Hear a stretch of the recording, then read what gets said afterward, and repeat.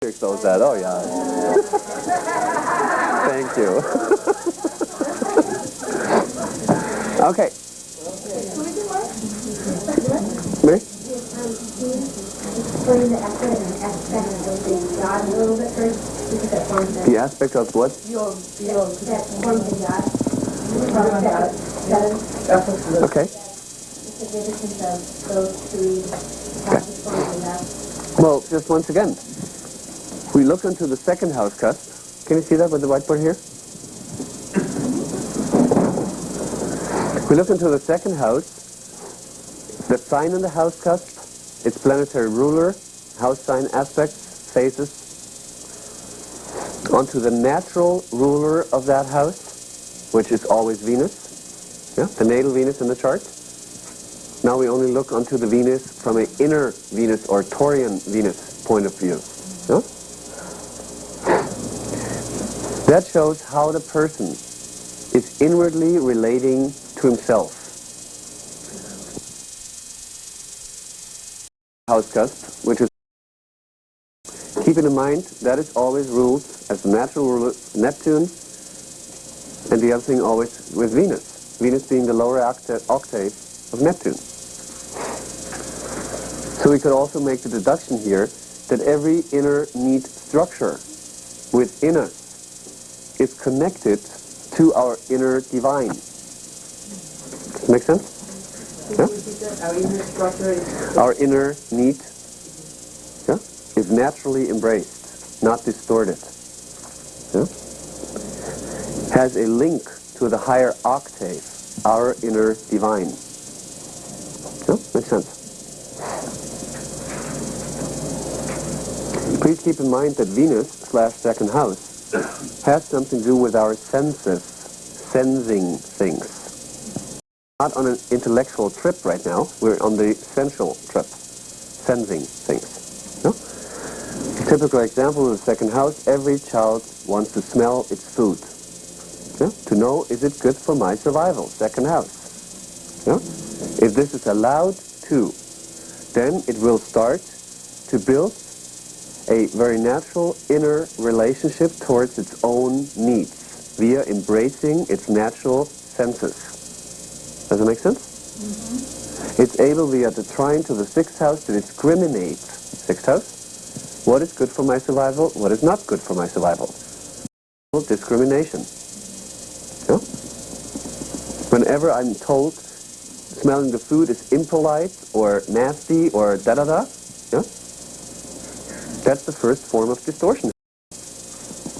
Because we need our sense of scent for the natural discrimination of our choice of partners. Yeah? Because we look at a very sexual house here. Yeah?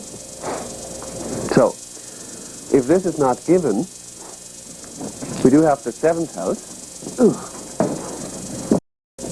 which of course is also ruled by Venus, but the outer side of Venus. The sign on that house cusp, eventually planet in that house, the planetary ruler, and the natural ruler, which is always Venus, the natal Venus. But now we look onto the Venus, in that case, coming from the seventh house, as the outer side of Venus, / the Libra side of Venus, / the projected needs. That's what I do project in others that I need from them. Yeah? And these two houses naturally, as Taurus and Libra, have an inconjunct. Make a 2-hour lecture about it, where you can, have your little thoughts about it. That, for instance, if I am not allowed to embrace being self-sustained, defining and honoring my own needs, yeah, automatically I project them onto my seventh house cusp. And I become needy. Needy. Yeah? The very basis then for codependency. Very often that neediness is disguised as a giver. Seventh house is giving. Yeah? As long as I couldn't, or when I'm receive the same thing what I'm giving, if I could embrace that, Yeah? Then giving and receiving is balanced. Yeah? So the inconjunct can actually be a chemical. That it could be something balancing or something that could be distorted. Yeah, but the inconjunct, the very essence of inconjunct is to achieve self-knowledge in the process of becoming. Yeah? So either if I shift out of my second house, what most people do, yeah, and project all their needs onto the partner, yeah, they automatically create seventh house codependency and sooner or later crises, which usually starts with lack. Inconjunct is very much like Virgo. It's 150 degrees angle, right?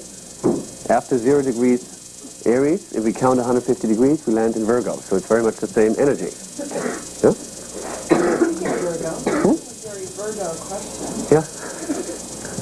You were talking about the core needs for that second house. An example was brought up for the core need of Sagittarius is honesty. Mm-hmm.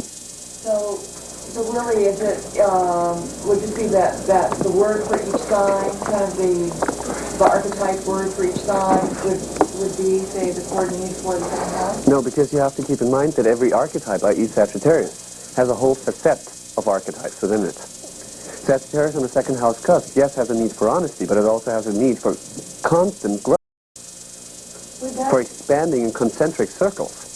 Would that be appropriate use of our time to go through the core needs through each of the signs? Now? Yeah? No? Because you just have to take the archetypes of every sign as we learned it in the first segment. Right. Yeah? What we know about Sagittarius.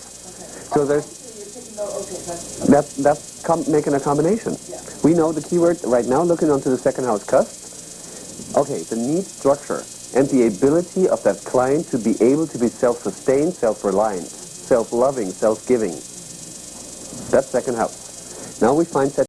So we open our little drawer in our mind, Sagittarius. Take honesty, take traveling, take expansion, take natural law, take like that. Yeah, got it? No? And then we make a statement, not knowing that the client will reflect on it, but, he will. Well, that, as you call it in concentric circles, is also a quality of the Sagittarius? Sure. It's a constant, restless growth, reaching for the next horizon. Reaching for what is going to come in all directions. Concentric because it's ruled, or it's ruling the right brain hemisphere. Like rock and water. Yeah.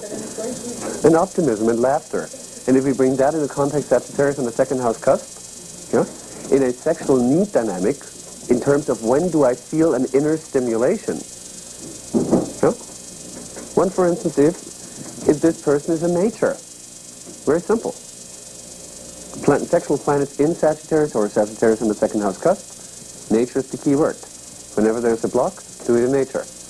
Problem, of course, is patriarchal laws. Have you ever tried it here on the beach at night?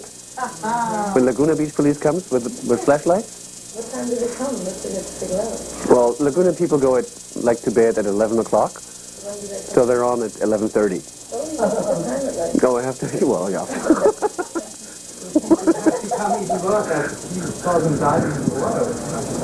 There was something else, I guess. Anyway, so is that clear? Yeah? The other option is, for instance, if someone is totally bottled up, like second house, frog in the well kind of thing, this inconjunct creates the crises for him now in order to learn that someone from the seventh house comes, knocks at his door, and needs him to give. Make sense? That's the story of the frog in the well and the frog from the ocean jumping into the well. That's the same kind of dynamic. Sometimes we have an emphasis here, sometimes we have it here. Yeah? But this crisis will stay until a person learns that the ultimate loving partner is only to be found in the own divine, via the sextile to the own 12th house. Make sense? But that's only possible by being focused on my own needs, second house, and by any kind of spiritual sensual, kind of, not proof, but, you know, you have to feel it. Not only think about that. Huh? So you make the divine for your ultimate lover. By that, you will not be as needy anymore. Huh? So in the natal chart, if somebody has a relationship between Venus and Neptune, like a trine or a conjunction, would that make it even stronger, that desire for the Godhead? Could be, but it could also emphasize the yeah, or the illusion that anyone who touches me and is essential to me, Venus, is my God lover. Yes. Yeah?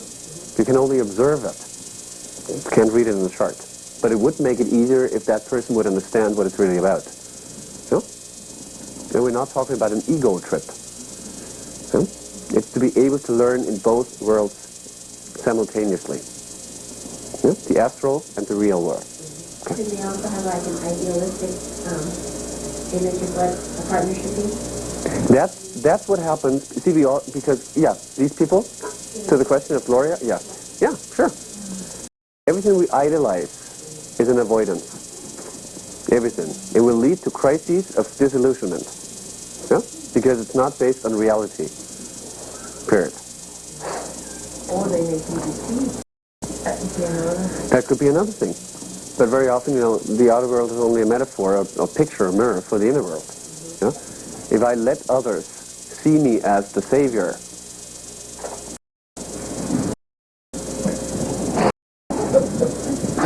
How do you translate this? Okay. The ultimate partner is to be found with the divine. That is the divine. is the divine. That makes sense to me when a person is in spiritual state. That's what they're naturally. The people that are in consensus, how does that translate for them? Well, from my point of view, see, the consensus in our times right now is defined by patriarchy. You know? Within the next 400-500 years, that consensus value system will be changed on every little bit. You know? The crises that these consensus people are going through when they idolize their partner and see the partner is not God, especially now that Neptune is transiting Uranus, you know, is one thing to lead consensus to the shift of paradigms. Make sense? That's why so many marriages and relationships don't work anymore. Even though we watched all these Lassie movies and, you know, how it should be. You know? So if they were able, Lucy or Lassie, the dog kind of thing? Lassie. You know, when he went like into the forest and she was waving like, yeah, and the boy's so happy.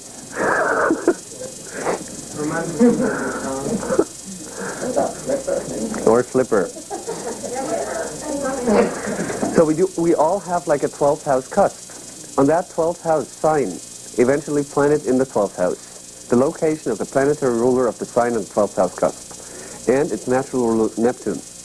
We can now make step-by-step analysis of what that person, probably subconsciously or unconsciously, is desiring, you know, as an ultimate ideal of love.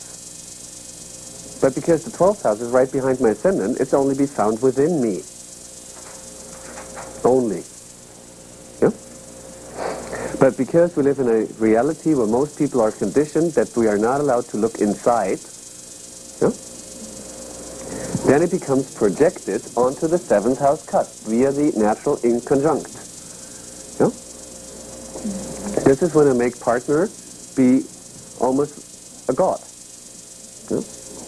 But because this is a huge illusionment that I do, this illusionment as crises to teach me self-knowledge and to teach me what reality of the partner is really about. Yeah?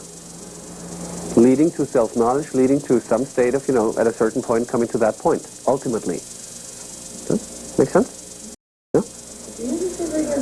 What kind of crisis to teach me? To teach me about the reality of my partner. And that the divine cannot be found ultimately within another person, but it has to be found first within me in my inner relationship to the divine lover. Yep, divine lover, God, goddess, whatever. Yeah? And when I found that, in this moment, my inner magnetism, because my inner vibration, my inner relationship to myself, Venus, second house, changes. Magnetism, aura. I start to attract people that are now different than if I would have not found my 12th house within me. Does that make sense? Got the idea? Yeah? If then I do have, even being in an intimate relationship, someone else, another person, being in the process of becoming, you know? Because the 7th house is a cardinal house, so is my ascendant. Yeah? I'm also in a relationship with the divine. Yeah? The relationship to myself, the relationship to the divine, the relationship to a co-equal partner that is also in tune of the divine. 1, 2, 3, Trinity. Make sense? Yeah?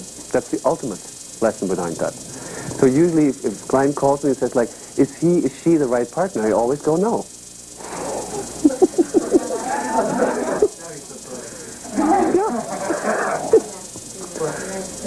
I hate this question because it's putting responsibility on me that I have to make a decision, right? I don't like that. I now just realized what the difficulty in the pattern is, because the aspect between the 2nd and the 12th house is the sextile. That's an aspect of laziness. Can be laziness. So that means only, especially this crisis from 2nd to 7 and the 12th to 7, they reinforce the will, or they make the person develop this connection between the 12th and the 2nd hour. Is that right? Very often because of first being exhausted, to then allow just to lean back. Sextile. Or even in a way... You will experience that you will sense the divine more easy if you are relaxed. Sure. Otherwise you can meditate or contemplate or anything. Exactly. That's the nature here of the sextile. Yeah? Can you in a way, like, be so exhausted that in the way you give up, so then it's like, Mm-hmm. and then, I mean, it can be still very bad, but then... Yeah, sure. We Pluto Virgo people know this feeling, don't we? So anyway, One question on projecting from the 12th house. Say, for example, someone had like Taurus on the 12th. Obviously, their ideal relationship is an internal relationship. They've been contacting the divine through, Taurus, and the Taurus is the inner relationship, right? go on. And without going far, they're in saying where the ruler is and everything. If there's a projection onto the 7th house, will that projection be reflected by the sign on the cusp on the 7th? No. Or can you find the sign on the cusp of the 12th and say those qualities? The sign on the 12th. Those qualities on the 12th. Yes. Projected Yes. on the 7th house. Yes, that's it. So It is if you would take the Taurus and transport it over into the 7th house, right. where it is not. It's there. Right. But it's projected over there. So now you're projecting or idolizing people that you take your inner Taurus divine 12th house, Right. project it onto someone else, yeah? And pretend this person is very much Taurian. And you idolize Taurian. Oh, look how Taurian she is. How she, how self-sustained, whatever. But she's probably not. Right. You know? Probably the opposite. Could be the opposite or whatever, but it's not her actual reality because you're projecting something what is not. So you're having a relationship with a projection. Exactly. That leads to the dissolution. Sure. And if you weren't... That's projection. That's projection from 12th house. Exactly. Exactly. And then the crisis is when you start to see, because of the, degrees of pain or suffering, when you start to see the actual reality. No, she's not reliable. She's not self-reliant. She's not, da-da-da.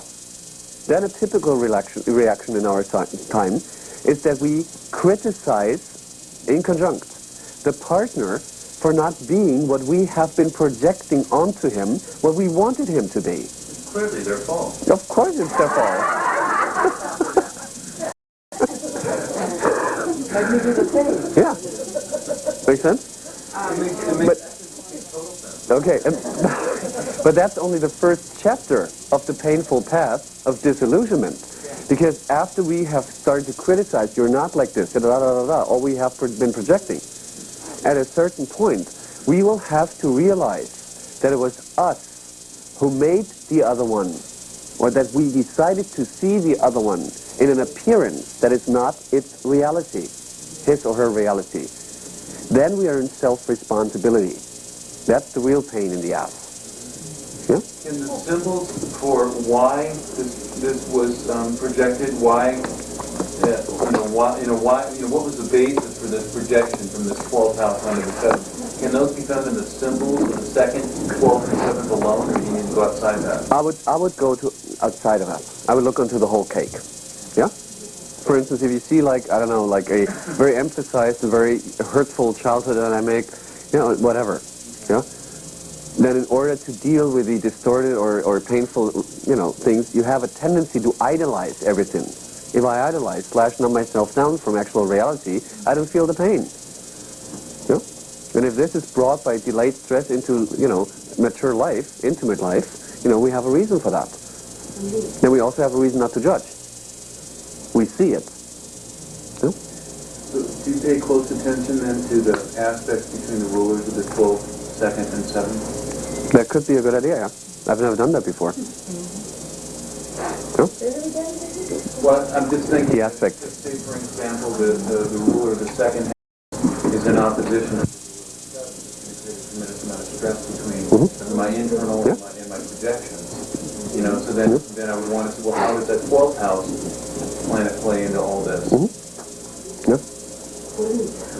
would seem that most of the population have this tendency to project their ideals on somebody else. That's patriarchal conditioning. Exactly, that's what I was going to say. Yeah. So that's why we don't actually know what love is, because so it comes from a patriarchal system. It comes. The problem is patriarchal system and how it's being structured. Well, it's the problem in the first-hand patriarchal system teaching that the God is not to be found inside. That's the first problem. Yeah? And that we mustn't sense it. It's the big, how do I call it? Permit, not permit, the opposite of permit. The limit? They're not allowed. If you're not allowed to? Permitted. That you're not, that you're not allowed, I can't even phrase it. You're forbidden to sense. Relative to 6,500 years or 8,500 years teaching that the reason for us suffering is us being sensual, i.e. Eve. Yeah? That's the real reason for that. By mankind more and more embracing this thought on a collective basis, it became reality. Yeah? If most people start to believe something, it becomes a reality for them, right? Yeah? So, the first thing is that we have started to accept that we must not look inside. Yeah? On an essential level to experience the divine within us on every damn moment. The next reason is that we must not have a healthy, balanced, natural relationship to ourselves relative to our second house. Yeah? One shoe has to fit on all feet. Right? Everyone has to like fish on Friday. Got it? Catholic teaching? Yeah? I never got it, but anyway. And then the third reason is that because most human beings, in order to feel secure and safe, want to go conform with the existing value system of any given society, in order to not be an outcast, in order to not be alienated, in order to not be punished, in order to not be socially left alone. No? That's the reason why we project that shit. Yeah. And the third reason, since Piscean age, keep in mind when Neptune was discovered was the same year as celluloid was discovered. Yeah, the stuff movie. Celluloid. Celluloid. What the film is? Films are made with. So the most modern application for Piscean brainwash in patriarchal is the movie industry.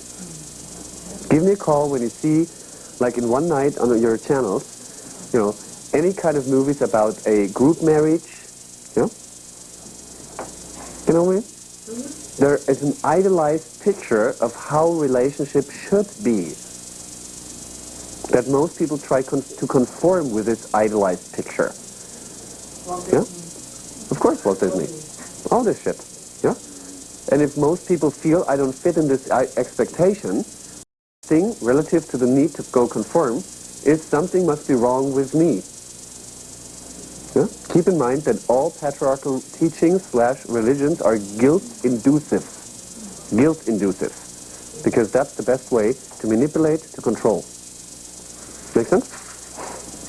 Good. So that's the reason for our relationship problems. Good. But is it okay that we... It would seem, sorry, it would seem that this was necessary as a part of the evolution of our souls. So it's been awfully good. It depends, you know, it depends on the decision that... Good.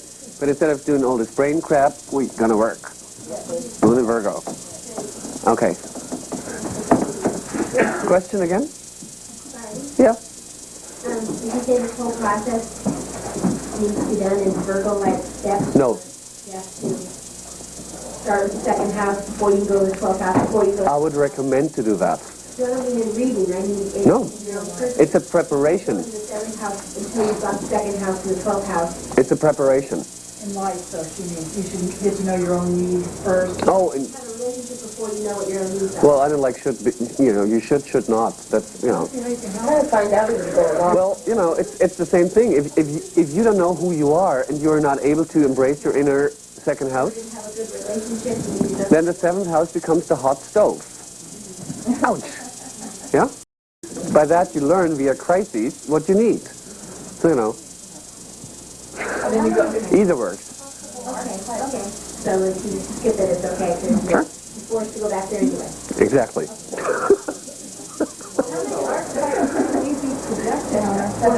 Oh, a lot. Oh, a lot. How does that work? I mean, How does that work? you just, everyone you see different things that you're idolizing? Is that... That very much depends, number one, on your given reality, how much you embrace your second house, 12th house, within yourself. If that is on a very, you know, low rate, that you have no contact to that at all, then you're on a very high projected rate to the others. See? The sign of the 7th house cusp will show what will trigger the sign, planet, ruler. Will trigger who you choose as an area of your projection. Yeah? I've got Libra on the 7th house cusp. Yeah? I tend to choose more or less very beautiful people where I can project my bullshit onto. Libra. Yeah? Examples will make it a lot clearer. Well, hopefully. Good. Who wants to be exposed?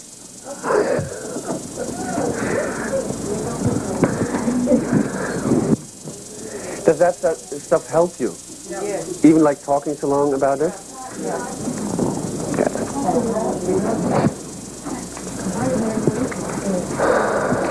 When you're talking about the marriage with the divine as far as the 12th and the 2nd, that can be a marriage within yourself, can't it? Pardon me? Marriage within yourself. It, Being married to yourself. being what? Root to yourself? Married, meaning getting to... No. Married to yourself, meaning... No. Knowing... No. No Pluto in the 1st house. No Pluto in the 1st house. No, I'm not saying literally. I'm saying that as far as metaphorically, as far as getting in touch with your inner universe. Thank you. That's what I meant. Then you will feel another energy where you know it's not you. Where you know it's going to be the divine. I know, that's what I'm saying. Then you're not going to be married with your... Then you're not going to be married to yourself. But you're going to be, you know, start... Right, you're married with the divine within you. Yeah. That's what I'm saying. Yeah. Okay. Thank you. You're welcome. Yes, with your divine self. Exactly.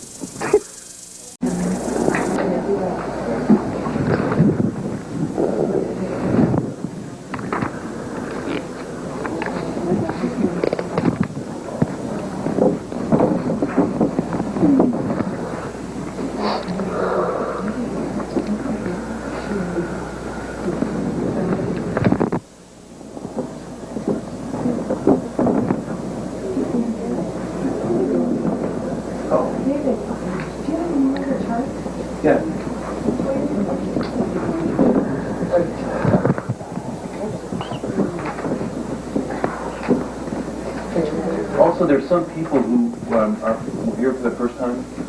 Those people, before you get your chart in right away, so we get your charts read. Most everyone, and then also anyone from the last time that didn't have their chart read when we do these little exercises. Anyone else need one of these? I think Kristen might. Did she get one? It's hot. Let's open the door for a moment. So the rope is holding.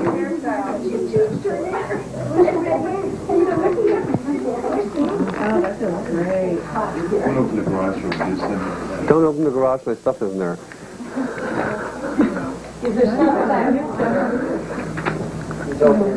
No, I moved into the garage now.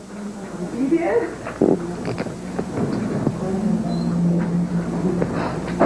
You need more stuff, though, just let me know, I'm selling everything. Thank you, no. It's enough. It's 2 boxes, a bed, and a lamp. Yeah, that's all I need. That's it. So, I'm going down to no, buy candy.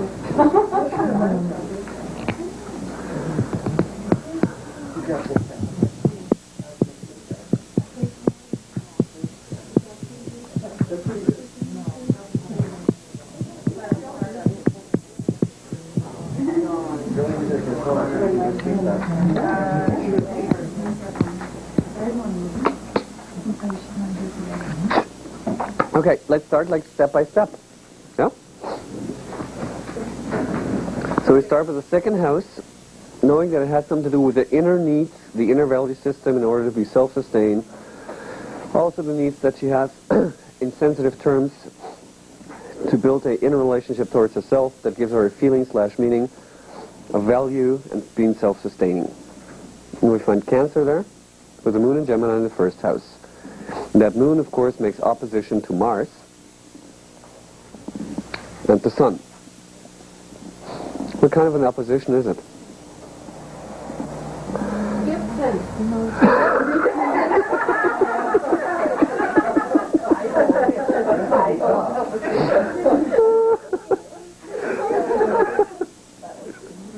That was so sweet. But no, I'm sorry, it's not Gibson.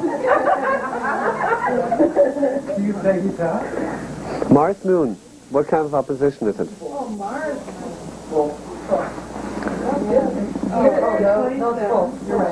Which one is slower? Which one is slower? Mars. So we have Mars. Yep. 180 degrees would be 2751, but we have 2755, so it's already full. That was close. It was very close. Okay. What about to the sun, though? With Venus is what the other one? Venus is also opposing, Venus also is opposing the moon. Okay. That's the Jupiter. Okay. Do we have a Venus-Moon opposition, which is gibbous? Oh, no. That's 27. It is also opposing. Venus is the slower one. The opposition would be 2107. Here we have, it's full. Yeah? Okay. Do we see a repeating story once again? She has an emphasized 7th house, which is like archetype of Libra, or is archetype of full face. Can we see that? Yeah, like in my chart, everything is like Virgo, and all the faces are Gibson. Sorry, that was so sweet. That was so sweet.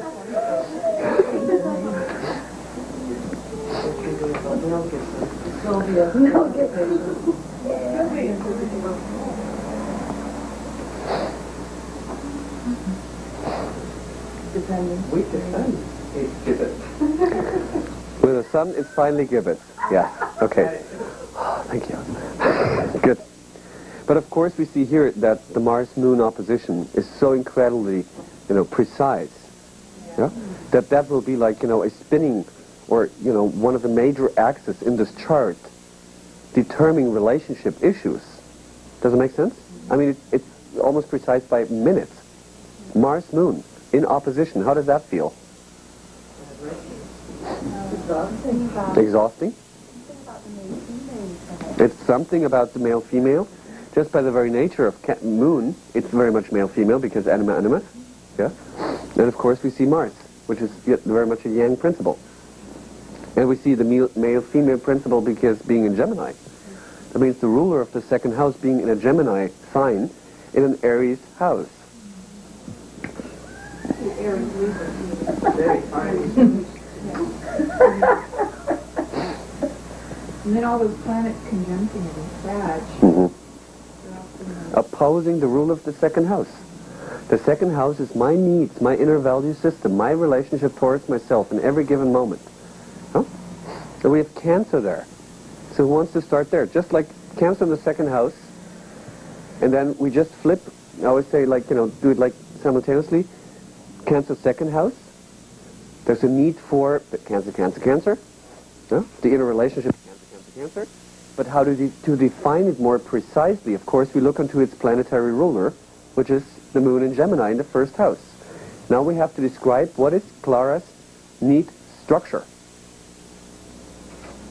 Cancer, second house, moon, first house in Gemini. I need to touch my own body. To touch the own body. Yes, very good. Yeah? Can everyone see that? At a moment, nurture yourself moment by moment, there's never an instinctual impulse. Yes? How? I missed the Gemini, then it would be totally sound. She's talking better. By talking? By talking for herself? Yeah? Pardon me? To gather information from her body, yes. With her hands, very good. Or to give her body information of being safe via using the hands. Yeah, touching herself. Yes. Yeah. Maybe via writing, poetry. Yes, could be. Thanks, by the way. It was beautiful. Could be held and told she's number one. Yes. Love letters to I'm a poet. Yeah. Because the technique about writing the pages, they call it with the artist way, and always addressing yourself in an endearing way. Mm-hmm. And that would be really important. Yes. But we don't want to see what would be. We just describe what is. Please. If she has Cancer, the house touch from the second house in Cancer, would that have to say anything about the importance of having a family? With the moon, Gemini in the first house opposing Mars? No. I like to, being very frank, I like to masturbate a lot. Of course. You need to masturbate a lot. With your hands, of course. That's a natural need of yours. Why? It gives her security. What else? A sense of her own body. A sense of her own body. Sex toys, though. Pardon me? Gemini also be sex toys. Gemini could also be sex toys. Yeah? Yeah? Released from the opposition. Okay, now we have the first time a statement about the opposition. That the masturbation, the need for masturbation, is a release of the stress to reunite with her own inner relationship towards herself and her body and her own mind, to not get totally distracted by the seventh house extremes. Pardon me? Say not just her own body, but her own needs. That's what it's, yeah, exactly. First house that that she doesn't know. She doesn't know what she needs. Yes, She needs to initiate yes, activities. yes, Show her, this is what I like, this is what I don't like, this is what I need. This yes, is what I think yes, happening right now. yeah, exactly. And bring it even a little, Out, moving around. of course. Where? We're moving around. In the neighborhood. Of course. Absolutely. Or even to those kind of chitter-chatter places, like a club or a bar or, any kind of, where there's chitter-chatter. I like to take long walks in my neighborhood. Uh-huh. And because of the sad stuff, I like to go through nature and the parks and stuff. Sure. But I stop where there's like people who shops I know and talk to them. Exactly. Yeah. But hold on. I want to just deepen the whole thing. What you just said is very right, that she has no clue about what she needs. So in every moment she needs the freedom to act out. Yeah? I.e. going for a walk in the neighborhood, da-da-da-da-da-da. But as soon as she then, by learning, by experiencing first house, understands Mercury or Gemini, what it is about, then in the same moment, the flip side of Gemini comes, that she wants to do the opposite. Yeah? What is restated by this opposition to Sagittarius. Enough of grocery shops out in nature. Enough of being by myself, where's my friends? I'll actually be standing sometimes on the street corner, and I can't decide. That's an opposition. That's an opposition. Exactly. Exactly. Yep, that's what it is.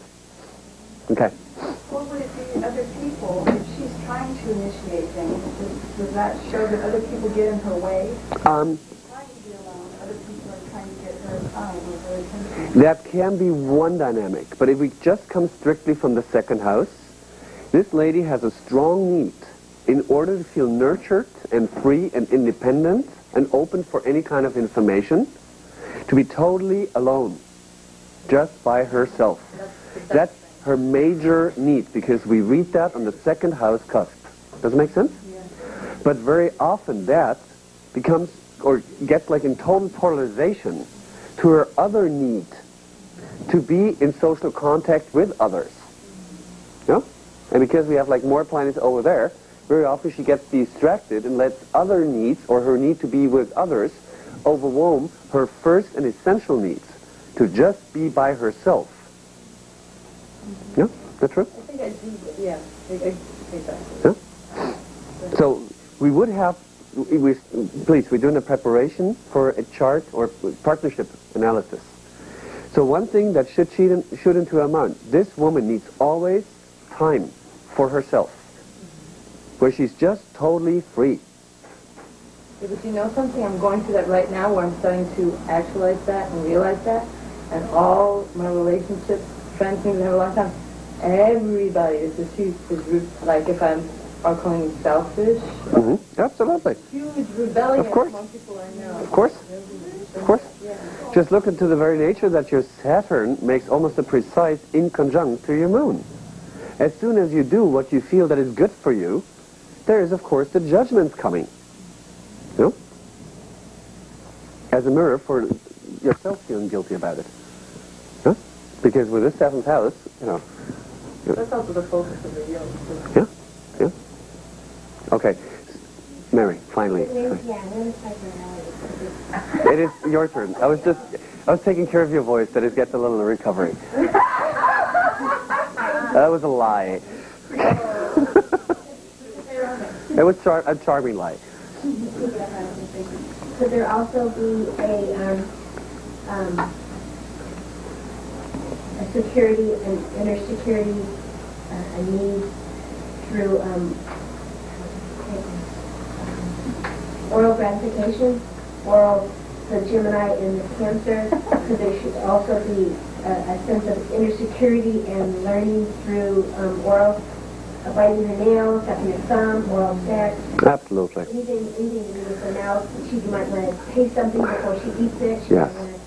Yes. That's a very natural oral orientation. Oreo? I like Oreos. Yeah. Oreo? What is Oreo? The cookies with the white in the Oh, okay. Yeah. Yeah, but it's necessary. Yeah. In order to make her emotionally feel secure. Right. Absolutely. Absolutely. Yeah. Yeah. I love oral sex. Huh? No, you need oral sex. That's a natural function. Yeah, talking during sex, talking about you, is that? Partly. More the oral sex. The oral, yeah.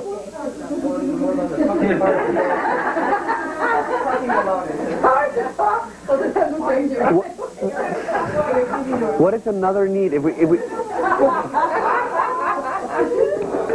what is a natural? If we start with a sexual thing, what does she need? We leave all that shit away for a second. Feel secure and safe before she can. How does she feel safe and secure? Cancer, second house cusp. Talking about the emotions could be one, because of Gemini, but it's in the first house. The houses are sometimes a little bit more important. Trying new things. So it's a... I mean, I can feel like my arm really needs, or what, just listening to her body.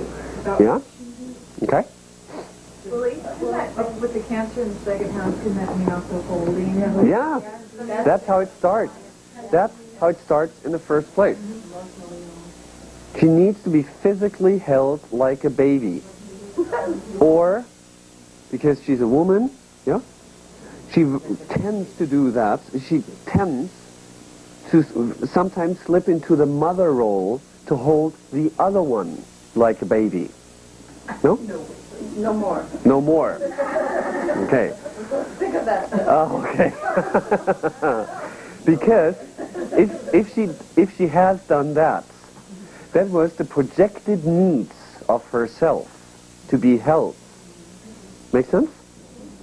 Onto the needs of the other one to give them the emotional nurturing in the hope, what you very often see with Cancer sexualized, especially by a Venus archetype. Hoping if I nurture the other one like a mother, that when the other one is nurtured enough, that I might get my hugs and being nurtured. But that never worked, right? That's the reason why she's sick of us. In this nurturing, does it have to be connected with nurturing communication? Yeah, but that would be enough because we have this moon in Gemini. It's not in the third house, but it's Gemini. It would be enough to just have like holding and just moving a little bit. Or like a baby, a mom sings like not really a lullaby, but just going like, you know, just sounds. I remember, it's interesting because I can be very verbal, and that's fun, and I do that naturally, but the best things I've ever had were actually utterly silent. Absolutely. Utterly Yeah, silent. absolutely. Just holding, Yeah. communicating to the hand. Yeah, exactly. Yeah, that's why I always block if they tell me, you know, you'd like to talk. Yes, that's a possibility, but it's more because it's in the first house. It's body language. Body language, not throat language. Make sense? Yeah? What about breast? With breast, because of the mothering and the Cancer nurturing, would that be... I don't know, I'm just asking. I'm her now, and you tell me what I need. What stimulates me sexually? Well, maybe the breast, or touching the breast, or sucking on the breast. Yeah. Yeah, absolutely. That's one of the key triggers. Yeah? Her own breasts as much as breasts of someone else. Absolutely. The stomach, Cancer. Yeah? To be held or touched on the back of the head, along the medulla, gives her a feeling of final being safe. Safety. That's how you hold the baby. Of course. Yeah. Yeah, what about her getting, like, massages and, you know, getting, like, cranial work and things like that? Where Yeah, very good. Yeah, because that's the head. Cranial kind of work would be gorgeous. Yeah. Yeah? Huh? Opposed Mars, right? Has to be Would- soft massage. No. See, look at, I just excluded all this opposition stuff. I mean, this Mars is like always standing there with a gun. Yeah? Don't become too soft. It's an Aries house. Yeah? She wants diversity, not boring kind of, you know, meat and potato sex. Well, the last guy I was with, I mean, which actually was still ended, but it was a vast improvement of things that came before, and what was really a vast improvement was really, for the first time, the way we initiated sexual contact. We gave each other massages and read our bodies through our hands, and then started off very, very, very gently, Yeah. and then got very passionate. That's how it should be. Because we see that there's a high degree of violation, Mars opposing Moon, of your female inner side and the physical body, the parts of the body. Yeah? High degree of violation coming from early childhood. Yeah? Therefore, you naturally have the need to first be like touched, held as a number one person, Moon in the first house. Yeah? And co-equal, opposing the seventh house cusp. Like a baby. Babies are not sexual.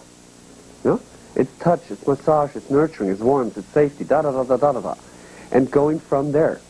Not to start with penis action first, Mars in the seventh house.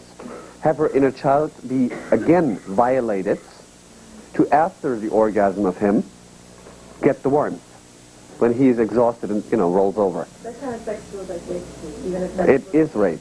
To me, it is rape. Yeah. It's a total abusive scenario. Yeah? What else? What do you see if the ruler... Is it okay? Yeah? Of course you're sad. I want the truth. I want to dig it all up. What does she need? Let's say she comes into the counseling office and she says, like, you know, I'm with this boy and da-da-da-da-da, and I'm totally unhappy with it. Of course we would ask, okay, what are you doing with him, da-da-da-da. Forget my example, that was not a good track. What do you see if the ruler of the second house stands in a Aryan house in a Gemini sign? Independent. Totally, yeah, we covered that already. Yeah? Be alone, independent. What else? It's a real great need to experiment, you know, and try new different things. It's a need to always initiate new things. So if this partner is not able to always, you know, is also ignited by kind of new kind of areas or new thoughts, or, you know, if there isn't the emotional energy of always anew, of something special, she gets bored very fast. Yeah? Very fast. Just by the very nature of the first house, and but of course by Gemini. Yeah? What else? So intellectually stimulated, you have to find the partner as interesting, intelligent, something she can have a conversation with. Yeah, but it's in the first house. So what is the conversation about? Her. Of course. That she's interesting. That she's like, you know, sparkling. Hello? Moon in the first house. Yeah? I know, just looking at just those two symbols, I see a bit of a conflict within her own needs in terms of the Cancer needs to feel secure. And yet this moon in Gemini, first house, is kind of going to move too fast in its own way. So that's just interesting. Within what she needs, there's that conflict. Absolutely. Absolutely. And especially if you now embrace the opposition to Mars, what happens if she's going too fast? Insecurity. Well, she gets taken advantage of. She's getting taken advantage of.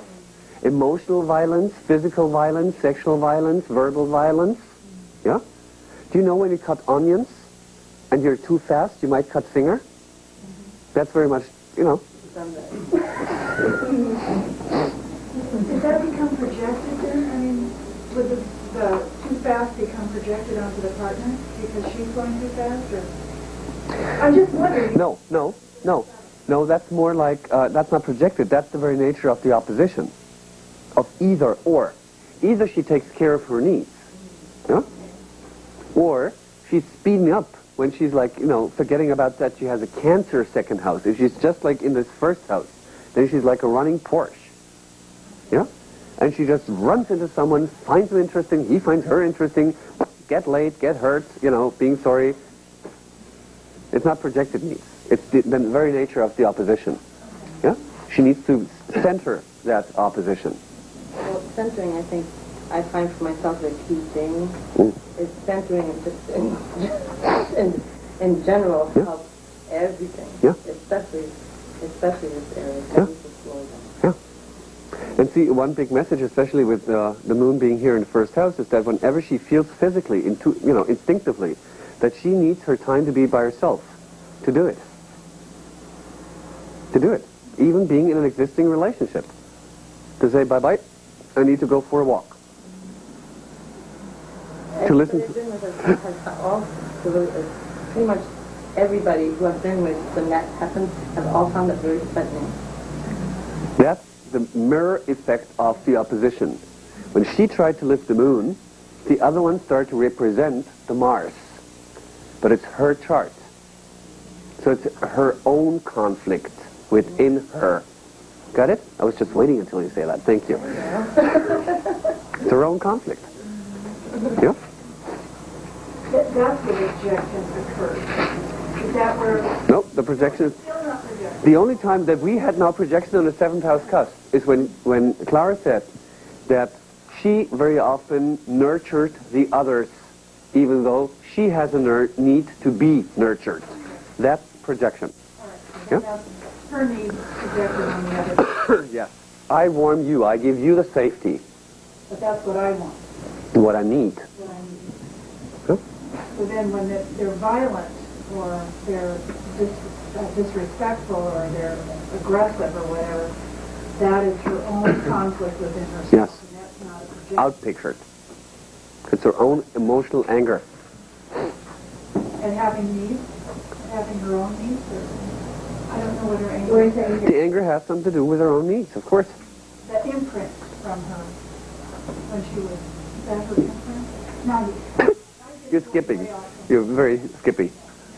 Could the anger be because she has needs, because she has a need for other people, and she has... Just because she has a physical need to be held.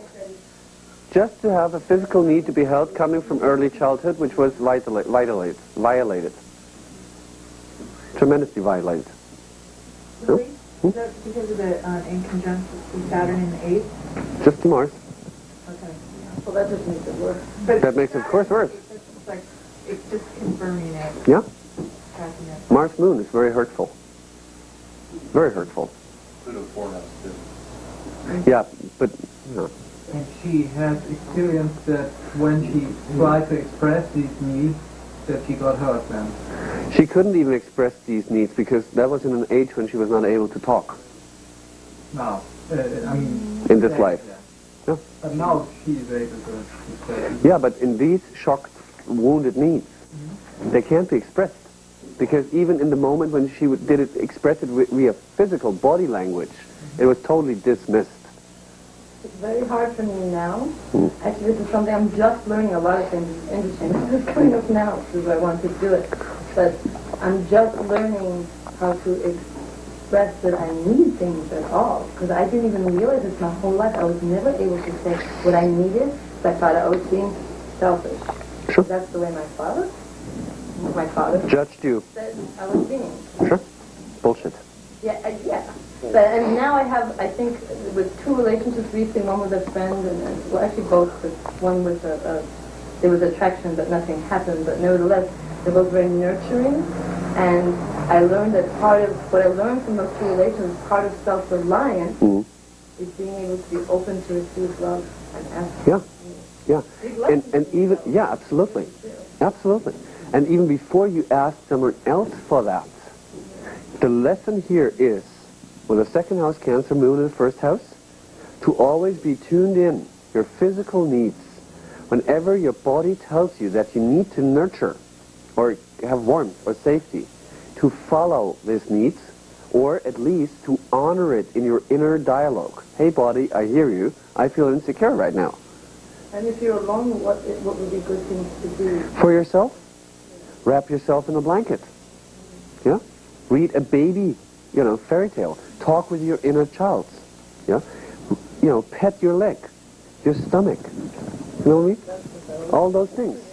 Be your own mother. When these needs, in the moment when they appear. Because by that you cut off codependency, projecting the needs on others.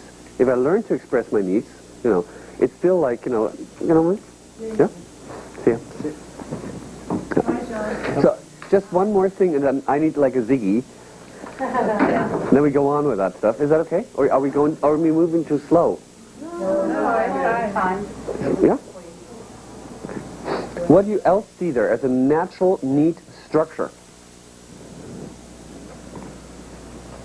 referring to the cancer stuff? I'm only here.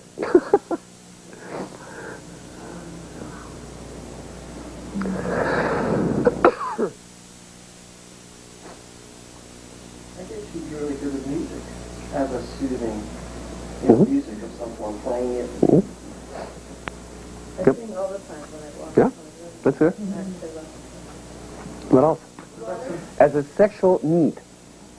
A natural sexual need. What is moon again? We played this game yesterday. If you look into the full moon, you only see one side. Oh, the other side. Anima, animus. Yeah? Male, female. That's a full moon. That's, by the way, a full moon, right? Well, the charge of the male. The moon is in a very male house. Yeah? In a male sign. Huh? Be on top. Be on top could be, actually be on top. Be on top is one when the need of nurturing with a co-equal has been given. It's her who needs to make the next step. To start the initiator. Absolutely. Absolutely. Because after you have your nurturing, snuggling kind of just being helped, yeah, it has to be you who does the first step. In order to... First house. And because of this incredible violation.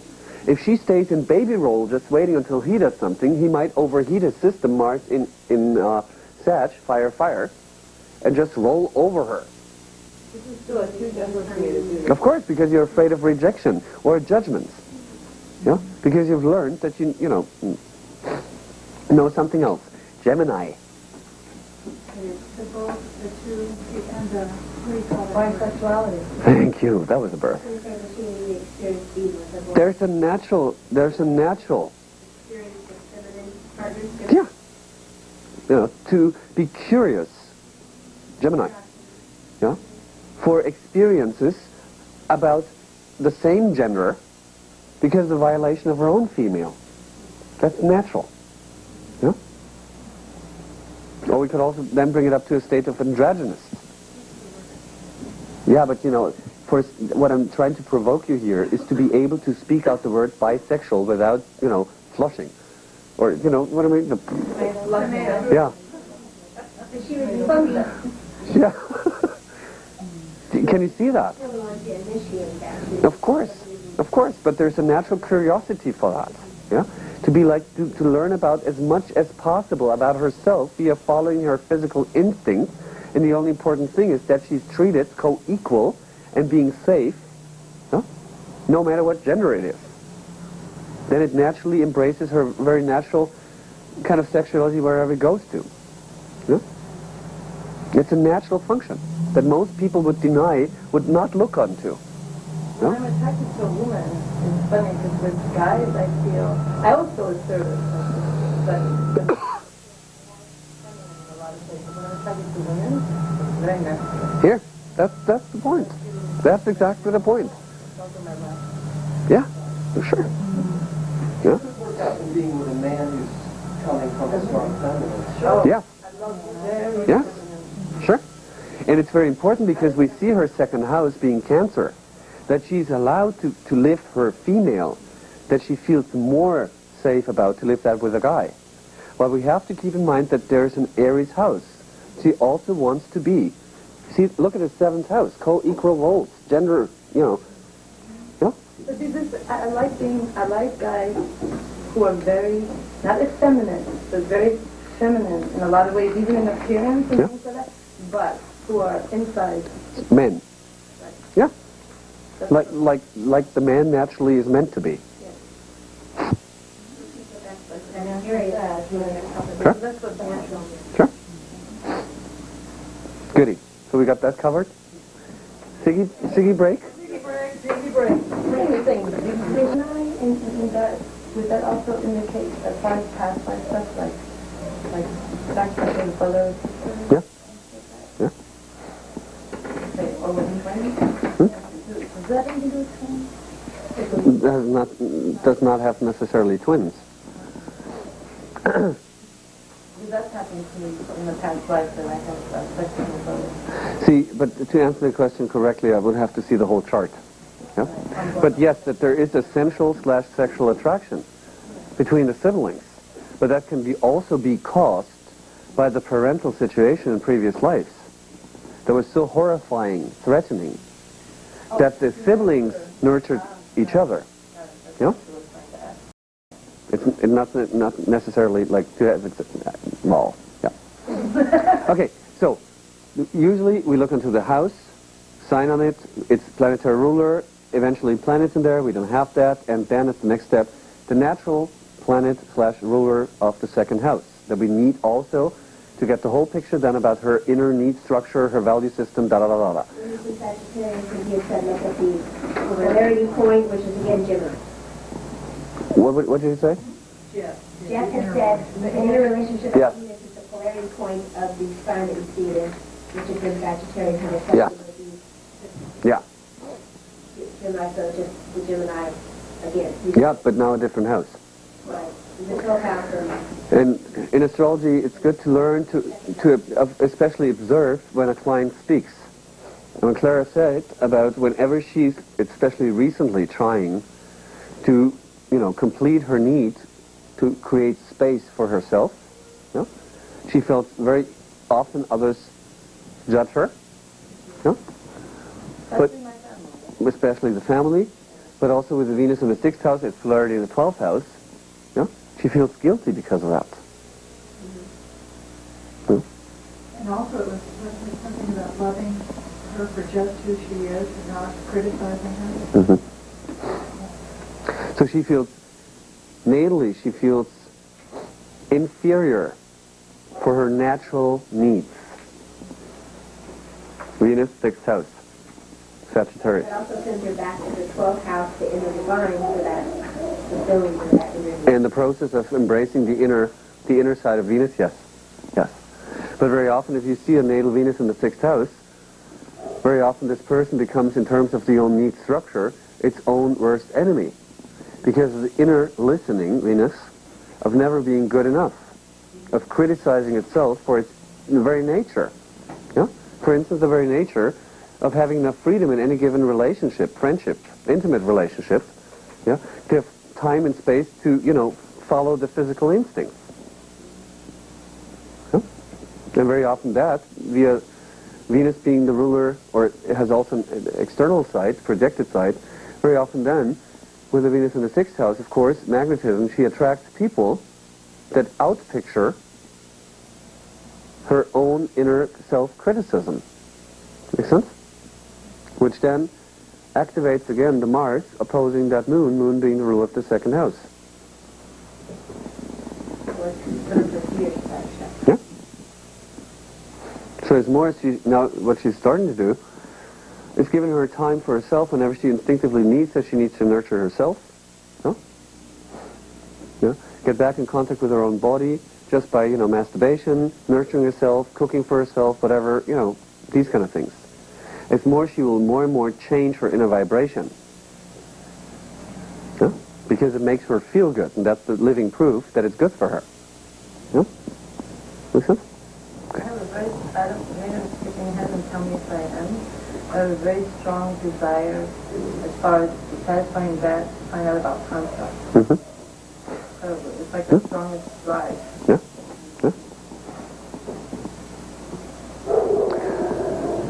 So in terms, if we add this one to her sexual needs, what is that? In a natural way.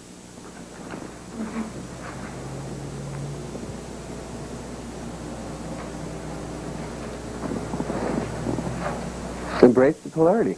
12th house. Come from the. I usually come from where the natal Venus is standing because that's how most people first live their inner side. For instance, I've got a Venus in Aquarius. There's a tendency to live my inner side via the Aquarian side, which then is never satisfying. By that not satisfying, I start to embrace the real challenge. It's polarity, 5th house Leo. So we see a soul that, or a need structure. There's very much adapted a philosophy that says that she's less than. Combine that with the moon and a Cancer 2nd house. And that she doesn't. What is less? Oh, the female is less than. Her female needs. Female needs are less than and not deserving. Exactly. Attention to. Yes. And that she needs to feel guilty as soon as she starts to acknowledge her needs, which are natural. Then she needs to feel bad and needs to create dynamics of, self-undermining dynamics or da-da-da. Very often then projected, it's so close to the ascendant, to the descendant. So what is the real inner side? Embracing its polarity. What's a real need? You love this what she does. Yep. Without unconditional love. And be honest with yourself. Honest. Yep. Which is Sagittarius again. If we embrace its polarity, 12th house. You can listen to to her inner needs. To listen to her inner needs, which is what you can tell any client. Yeah. But keywords here are for sure to be loved just that she is, not for what she is, that she is. You know what? Because with the Venus in the 6th house, there's a tendency to always first have the need to work to deserve love. Its polarity is unconditional love. Yeah? And we're dealing here with a basic need of healing. Healing. Doing the female, the wounded female type. Yeah. And with the Taurus there, to be more self-reliant. No, the Taurus, leave that away. Right now, the polarity is just 12th house Gemini, period. Yep. The Gemini would be through maybe a variety or diversity of ways. It wouldn't have to be just one way. Yeah. But how shall these ways be if you start opening up this can? If Venus, polarity, 12th house Gemini? Her own inner world. What she hears from her own inner world. Yeah. But hold on, you're skipping again. Stop, hold on, please. You say a diversity of forms of healing. Yeah. But what must be a core theme in that? But they come from her. Natural law? What else? They be within her That- universe. Yeah? I mean, not that somebody gives it from the outside. Yes? You gave me an idea about Gemini, Yeah. because you said a diversity, Yeah. and I want to hear more than if it's a diversity needed. What kind is it? 12th house is the answer. Spiritual. Nice word. Another word? Her own inner relationship to God. Or to the How? truth. How? A Venus and Through the her mind. Through her mind. through her mind? Mind is again Gemini. Logical. Oh, isn't that what we're doing now? Going to the 12th house. I'm still waiting for some other words from 12th house. Unconscious, right? What is the 12th house in terms of Gemini?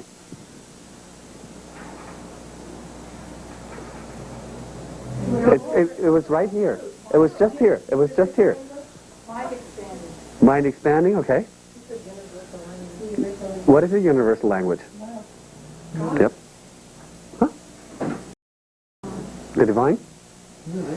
Music. What else? Well, Gemini's your own Body truth, language, right? hands, touching. We had that before, but I want to have more like 12th house. No, because I'm just hooking onto what Maureen said. She said it could be a diversity, yeah? But because she's a Gemini rising, she's got a moon in Gemini. We might, with this statement, trigger out her restlessness of the 1st house moon Gemini. But the 12th house does not have restlessness.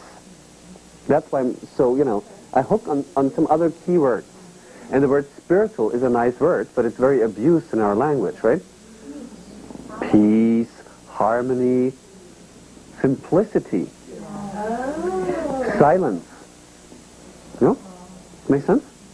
That's why I said it's already in the room, because you were all shutting up. It was just there. They're giving her a time. Yeah, that she gives herself time to dive into the inner universe, what you said. First with silence, or even using Gemini activities, which could be just breathing rhythm, to feel her breath. Yeah? Or chanting. But not to get stuck onto the technique with her Venus in the 6th. Yeah? The technique is only the bridge for the experience. It's not. Yeah? To learn writing is only a technique to be able to write a love letter. Make sense? Every morning I chant and be peaceful. Good. Good. I See? can't live without it. See, and when you say those things, you usually have a reaction with a client. Usually you have a reaction with a client. Then you know you're on the right track. Okay. Good. We're clear about it? And Wouldn't it be helpful to develop certain routines, natural routines, to develop the capacity of the 12th house? Because yes? Venus and 6 in Sagittarius. And that's what she just said, every morning. Yeah. I do yoga. I do yoga every morning, but I also take class like this. And The first house brings you mostly. Yeah, exactly. Embracing the physical. One of the things I've noticed is I also have my moon in the first house, and it's pretty similar, but I go through cycles where some things work for a while, and then it's like they don't have any juice or any life. That's normal. And then I move to something else. That's normal. No, and it's instinctual in the first place. See, in patriarchal teachings, there's the belief that if we do something or found a certain kind of center, that it will stay all the time at the same place. You know what I mean? If you have turkey on Thanksgiving, you love to eat it. If you eat it every day, it will not have the same value. No? The ascendant in the first house is the archetype of process of becoming.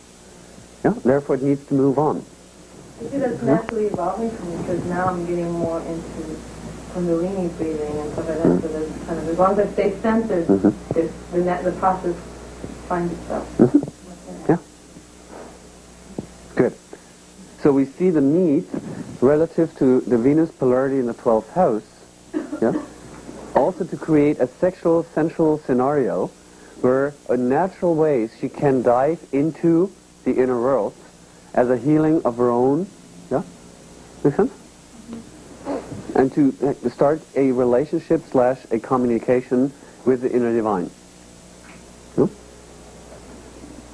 Good. Now we go into the 7th house cusp. My goodness, it took so long here. 7th house cusp, Sagittarius, natural ruler, Jupiter, Aquarius, 9th house. What does she need / expect / long for in the world of others? Freedom and independence. Freedom and independence. Astrological reasons are? Sagittarius, 7th house cusp, and Aquarius needing absolute freedom. Yeah. Absolute freedom for what? Is it the same kind of... Discover who she is as an individual, separate and different from everyone else. Yes. Elaborate. The first house needs freedom too. Where's the difference between the Aquarius freedom? The contrast and comparison through other people. Well, where's the freedom of Aquarius?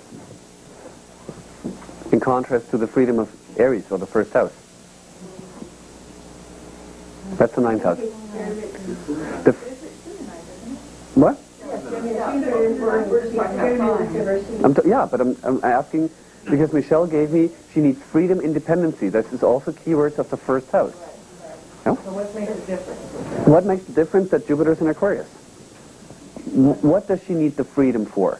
For be different. To liberate from. She's already different because being traumatized. Liberating from existing patterns that are no longer working. Thank you. Exactly. To have the right to experiment, to break free from old patterns. Yes, Capricorn. Especially because there's happy Saturn in Capricorn in the 8th house, making almost a precise conjunct to her moon in the 1st house, the rule of the 2nd. Yeah, asshole. Therefore, she has projected needs to attract people that somehow symbolize a certain kind of craziness, natural craziness, to help her to break free from what has been, hurtful. He also is considered very eccentric by a lot of people around. And he appeared very eccentric, but actually that was outer. He was very perceptive. But very, very eccentric. And I found that very liberating. Yeah. Great. So she has a need for eccentric people. Eccentric, see, that's why I like the symbol of Uranus in Europe so much, because it's the sun symbol, which is Leo, with an arrow going out of that, ex-center, out of the center. Yeah? It's the ability to objectify. But isn't it also people who are perceived as eccentric because of the Saturn and the... Yeah? Everything which is not in alignment... Sure, sure. What we are doing here is very eccentric for most of the people in the Western world. Right? My mother would freak if she would see how,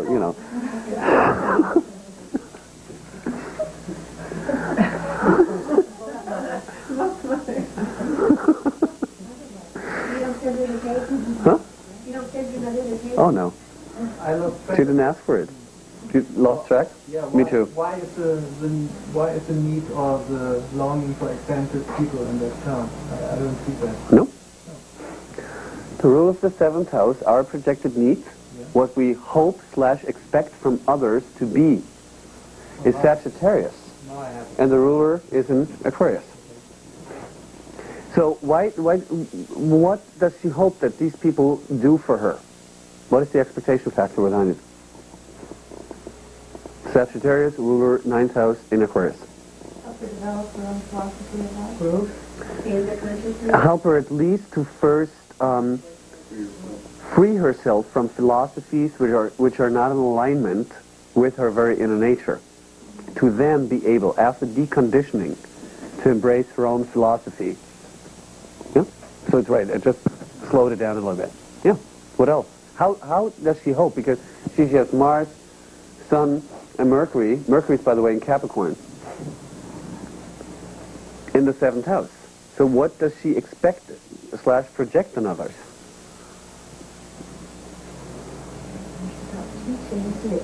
Yeah? I think that, I don't know, I have a feeling, I think that I expect them to do it for me. There could be an expectation that they do it for you. Where does that come from? Combined with what we've done before. There's a Cancer 2nd house, right? There's a need to be nurtured. Make sense? I just want to be on the arm. You know, baby, leaning back on parent. Huh? Isn't it also a signature too of someone who falls in love with a teacher or is attracted to teachers? Mm-hmm. Sure. But also vice versa. That when she falls in love with someone because of just different reasons, just instinctual or sexual reasons, you know, that there could be the projection of her need to be taught. You know what I mean? The same last guy I was with, he kept saying, and actually I ended up getting really irritated when I was growing out of this. And he kept saying, he says, oh, you're helping me so much. You know, you taught me so much. And I was like, I said, the teacher needs to be needed. It doesn't need to be needed. I was like, you should see her face right now. It's getting really angry. The Mars side comes through. You know. Pardon me? The anger with that role. Yeah? Everybody, every relationship in my life, not talking about men, people will come to me for some kind of spiritual / philosophical insight into life. And I don't know why. People will come up to me, even people I don't know that well, people will pour their hearts out to me and tell me they saw angels and this and that and that, and that they've never talked about this to other people and blah, blah, blah, blah. And so I always guess, which would be fine if it was balanced, but then people never, like, this imbalance was to just have fun with people. Like, people wouldn't say, oh, you want to just go out, go see a movie or something, or you know, or just sit at home and, you know, sit on the couch and, well, you know, there was always this expectation that, you know. Could you just observe the conflict? Yeah? She has the need to go, you know, just simple basic, go to the movies, just, you know, superficial kind of entertainment. Yeah? And if I complain about it to those people, they're very cool about it. They go, well, that's just, you know, I do this with you and I do that with other people. And Well, because isn't that also a reflection of your vibration? That's a complete reflection of our vibration. Yeah. So if she wants to change that, She needs to change the inner vibration by honoring her very essential need. yeah. You know, to just sit on the couch or watch a stupid movie and have like popcorn and, you know, those kind of things. And as she said, she's moving out of that, make an effort to change that inner vibration by taking care of those basic core needs. Exactly. That's balance. Because, yeah, I mean, philosophical. Of course. Yeah. Plus we have to keep in mind the 7th house sign on the 7th house cut is the persona. It's how most people see us when we initiate a relationship. So how do most people see her when she initiates a relationship? Strong and outgoing. Strong? Philosophical, being teacher, go on to the ruler. Totally independent, being able to objectify, giving always a wise kind of, you know, thing, a very well reflected kind of statement, Mercury, yeah, all these things. And emotionally, I'm excruciatingly shy. Yeah. Did you hear that? Emotionally is very much Cancer. Yeah.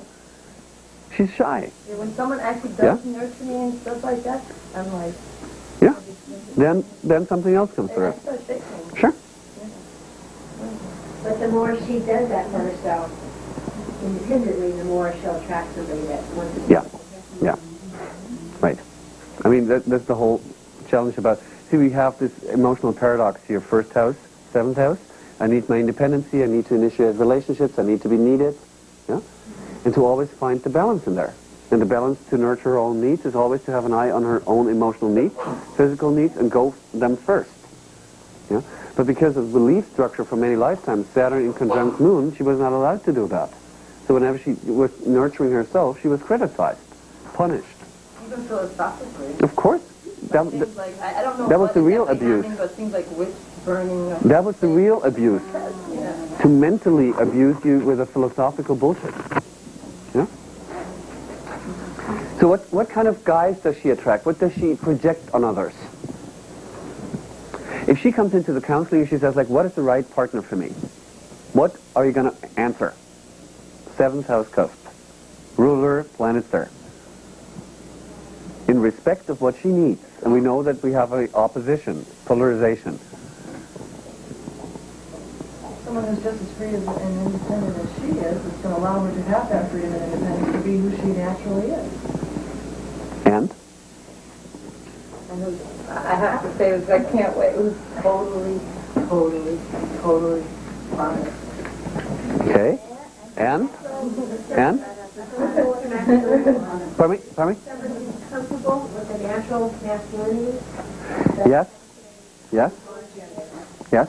Who's also, just look onto that. I mean, the ruler of the seventh house, cusp in Aquarius. He's not the typical man. Not the typical man. But yet, because Mars on the seventh house cusp, yes, he can be very male. Yeah? Very strong. But not the macho, the natural. Not this persona idiot, like Hollywood facade, and behind that, nothing, pure emptiness. Little baby. Yeah? Natural grace. Yeah. Maybe someone who's very wise and very intuitive. Right? What else? She's just writing. We give her all the insights. I'm saying a lot. You know that natural grace because Mars is conjunct 8. Uh-huh. So that creativity, a man who can express himself creatively.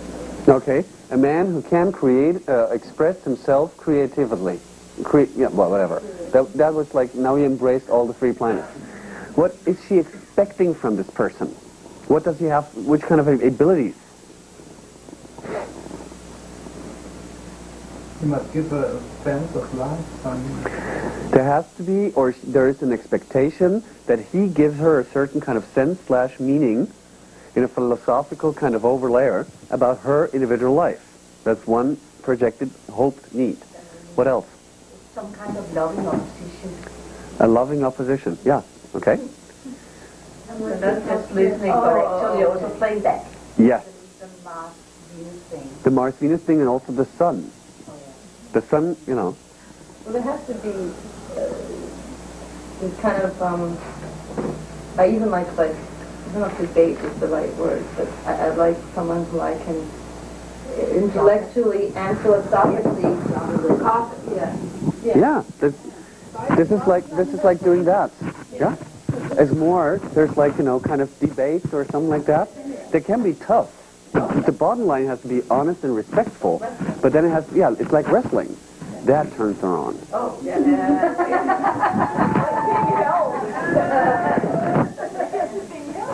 Sure. So she needs someone who's able to stand for what he thinks or his philosophy, yeah, but who's also fair enough, co-equal, yeah, to listen to her when what she has to say, right? To not judge her, to help her to objectify Jupiter, Aquarius, her own beliefs, her own needs, and who's also able to objectify himself, and who goes like, okay, yesterday I believed that, but today, I objectified, that's better. A constant expansion of consciousness, yeah, a restlessness. I don't want to be afraid to disagree with this person. I don't want them to be afraid to disagree with me. Right. Or agree. Right. Well, I would say most of people are not afraid that if they disagree with you, you right now have projected your fears. Got it? If you stop to be afraid that someone might disagree on you, or you got it? Fear is gone. Confirming her own needs, confirming her right to have her own needs. Yeah. Yep. Be a good But that's going to be the interaction with her. Right now, we just want to see, as if we go, in a bar and we look for the right partner for her. We just find the little kind of, outline. Or we're writing a personal ad. Exactly. What does he have to be? And it's going to be very funny. Hey, yeah. Yeah.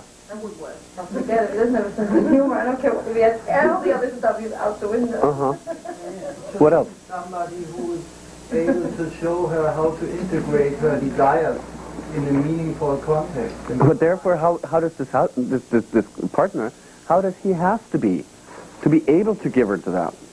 He must be able to see her and her desires objectively. In order to do that, how does he have to be? Just we've got a Mars there, we've got a Sun there, we've got a ruler in Aquarius. He could be a foreigner because he could have that perspective. Foreigner, yes. Okay, got it. Yep. Laser communication. What else? Mars. Could be a soldier. A spiritual warrior. Very good. Yeah. Really nice that she needs a partner who has a similar philosophical values and Of like mind. Yes. to promote societal change and like something they would work on together. Exactly.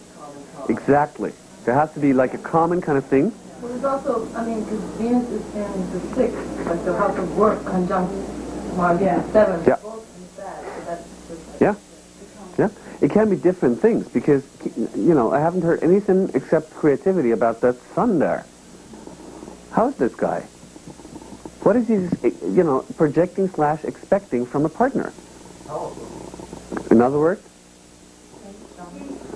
Fulfill, creative. They both need to have an equal balance of how much he has to have as much importance on the relationship as she does, because that's what's going to... Thanks, Leo, Sun in the 7th house. Exactly.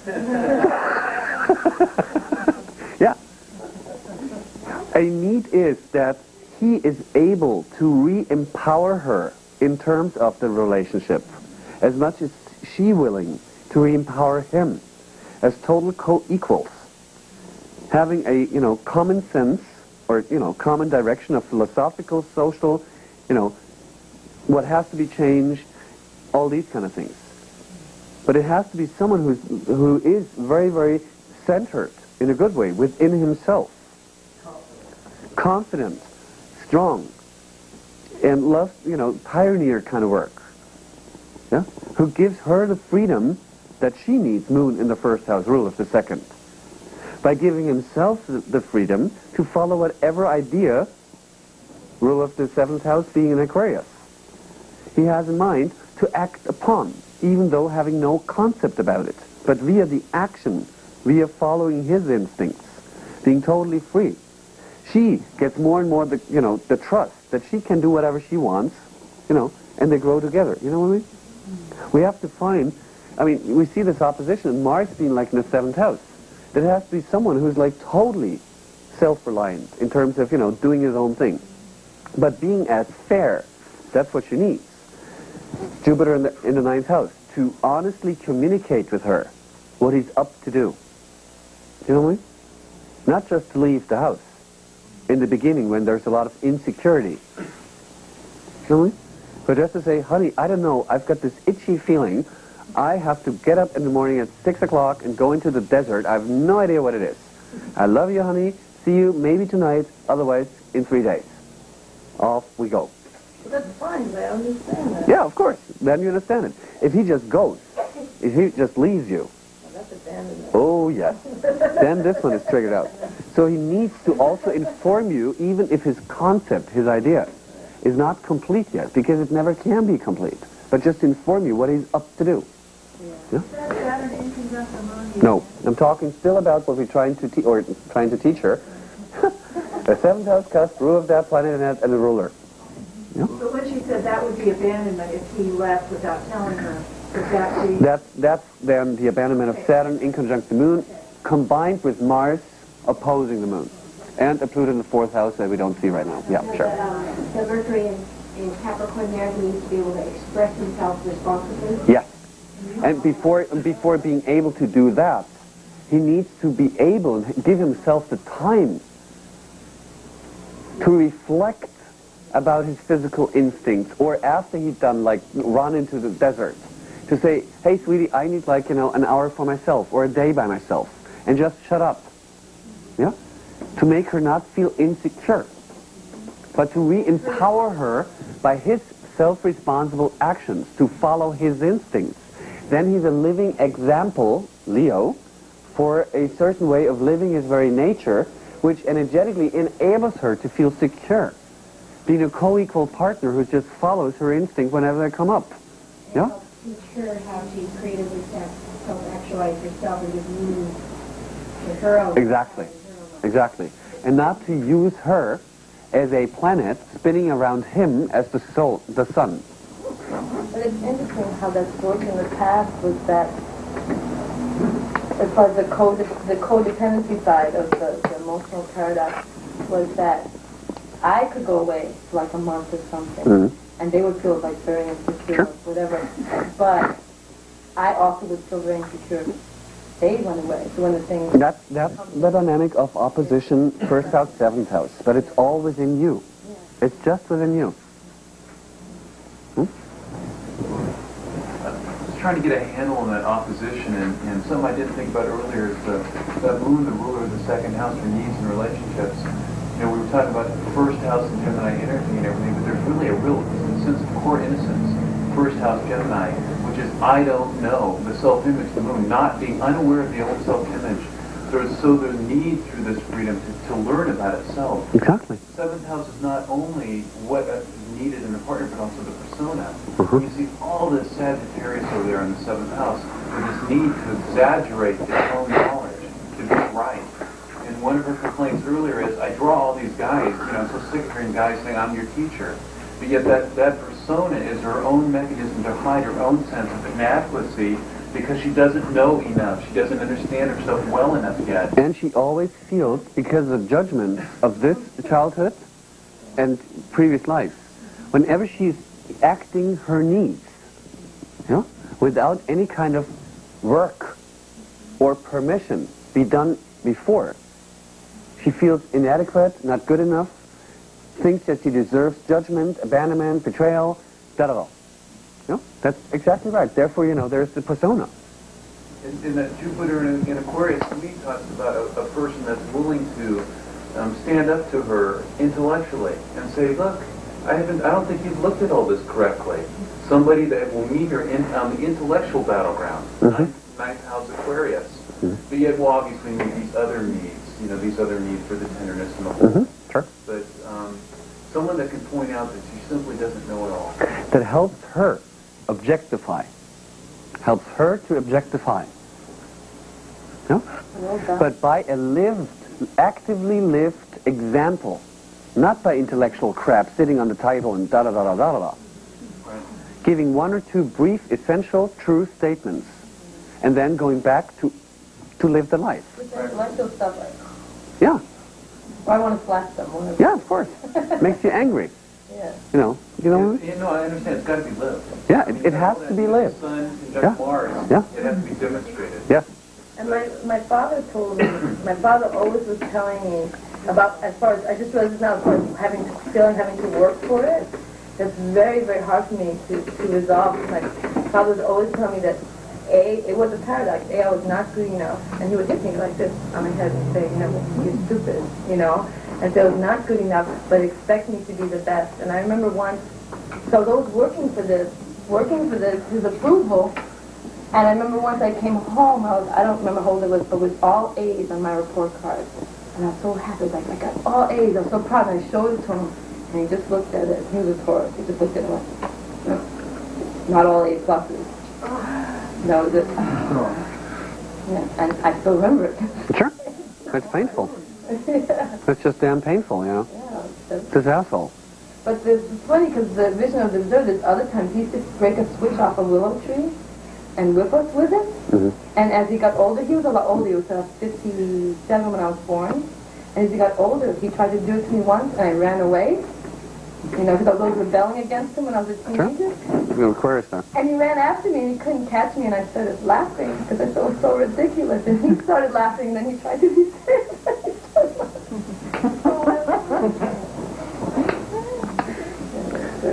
Good. So now, if we embrace the Venus as the natural ruler of the 7th house, being in a 6th house in Sagittarius, now we read this Venus as the outer side of Venus, her projected needs on someone else. Got that? Discriminatory. We got the exterior side of Venus being discriminatory of Virgo. Yeah. Serving the other, serving Yeah. the natural being. Yeah. Oh, yeah. Absolutely. Natural giver. That's a good key word. She needs a natural giver who's able to objectify when to give, when not to give. Not the Leonine kind of giving, spoiling her, blowing sugar in her, you know what I mean? And then having like the hook on it. A natural giver who's totally independent. Pardon me? Like the silver-tongued devil type that have that. Like her father. Yeah. Coated. He didn't have any sugar coating. No, it was just pure. But my mother actually damaged me more. I have to say that. Much more favorite way. Well, they both. But see, we see someone, or I think that she loves people that have a certain appearance or energy that is very strong, very fiery. Yeah, I'm still in the 7th house. They're very smart. Yeah? But I like guys also who have this very feminine, natural grace. Yeah. That goes along with a Jupiter and Aquarius. The androgynous physical appearance of these people. Yeah? They have to be gentle, all that. But what is very often behind these guys that she attracts? Venus in the 6th house.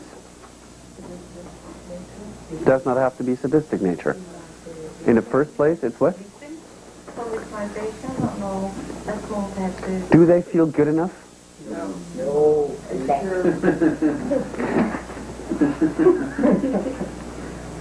Yeah? That not feeling good enough can lead to sadistic behavior, can lead to masochistic / victimized behavior. Yeah? The Mars opposition also, I don't know why it's thought of the sadistic nature of drawing, having projected upon. Yeah. It's right, but the very essence is that they have a very low. Right. That's the first place. Yeah. So the wounded bird Clara attracts other wounded birds that both seem to be very strong. And they're always swimming in the water. Yeah. Okay. So very often, if she expects her needs of strength, and others, and then comes this talk and chitter chatter and at a certain point, he exposes or she sees that there is some lacks in the other one. Make sense? Yeah?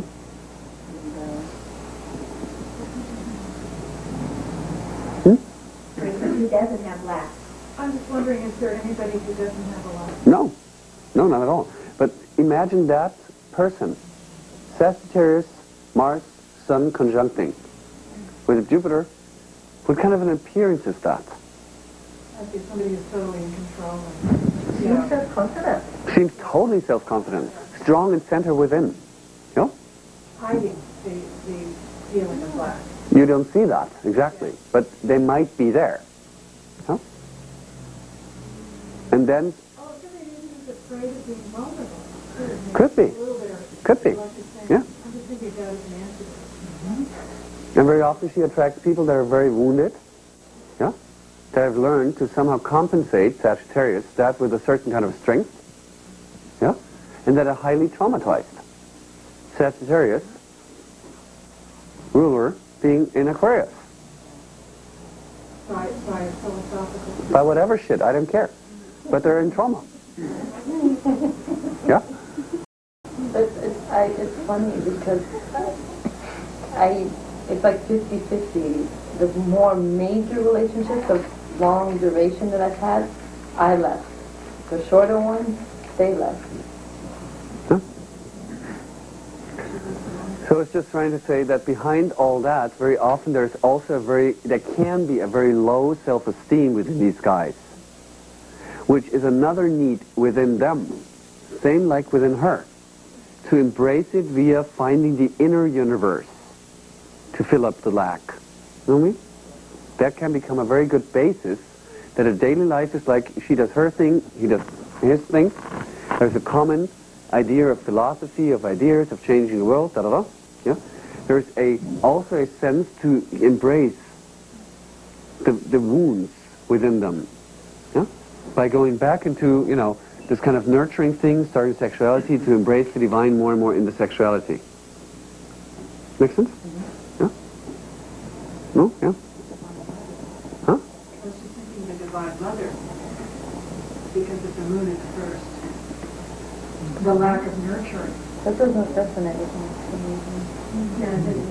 No. Not necessarily. Can be one vehicle. But I know... If the moon would be in the 12th, I would agree. Because there's divine. Or if Neptune would stand there, that's divine. Yeah? Or if we would have Pisces on the 4th house cusp, that's divine. Yeah? Hello. Mars and Venus are in balsamic phase, correct? Correct. We're talking about the Venus in the 6th house and Venus lack and when she's attracting. Does this be a culmination of she needs to analyze and discriminate what is lacking and what these relationships are and analyze this and go through that in further steps? Yeah, from my point of view, especially with the Venus polarity point, inner side of Venus in the 12th house, and the Venus being in a balsamic phase to Mars, that most or very often she attracts relationships, even like at the grocery, not like an intimate relationship, but almost everyone. She knows from previous lives, balsamic, and they re-meet in order to culminate something. Yeah? The best attitude within that is, of course, to reflect or analyze, but not too long, because, with the Venus in the 6th house, otherwise she sits there and writes like for weeks poems about this person. Just carry some coffee. Yeah, just zooming into the feelings, zooming into the inner divine, and then to just make sure to not react in the old patterns, but to stay more or less centered, in the aspect of culmination. It's not detaching, it's just like, okay, is this meant to be,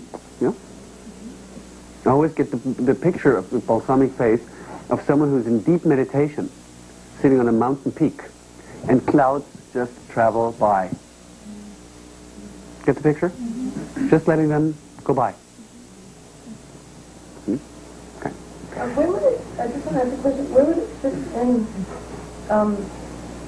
when you're talking about the divine, where in relationships, one of the expectations I've had was that sexually / erotically, I would get transcendence through sex with another. I have Neptune in the 6th also. So, but that has been a big core driver of my in sex relationships. Does that show up in this? Or not? It does show up. Where can you see it? I mean, it's a transcendence through sex. I always wanted to, with the person I was with, to have like this kind of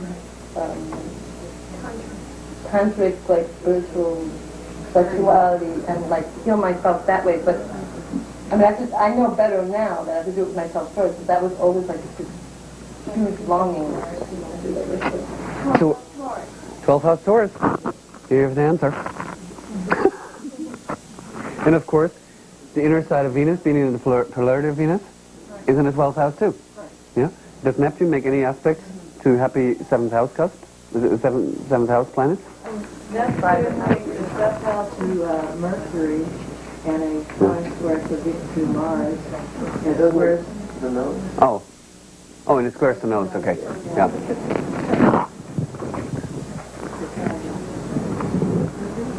And one rule of the note is something in the 7th house. So let's just skip over to the 12th house. What is her ultimate longing that might be unconscious?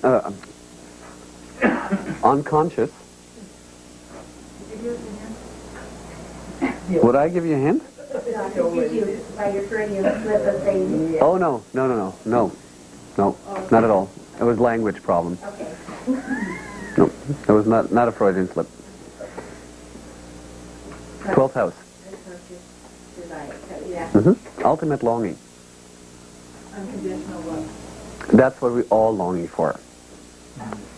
So right. So it's right, absolutely. But with a Taurus on the 12th house cusp, we could define it like a little bit more precisely for the client. Yes, please. Absolute sensuality and enjoyment. Ah, okay. Very good. Self-reliant. Totally self-reliant. But the vehicle is the sensuality. Sensuality. And I look where the ruler is. Venus in the 6th house. In Sagittarius. She has been criticized in previous lives because of religion, because of gender issues, for her natural access to feel the divine within. You know? And she has taken in this criticism as her own value system. Yeah? And for many lifetimes she also avoided that 6th house. Avoidance. Yeah? Make sense? Well, and could it be, since this may be a gender, Pluto in the 4th house, a gender switch lifetime, so could it be that those were the experiences that she had in previous life as a male? Could be. Of course, that was not that was frowned upon Yeah. in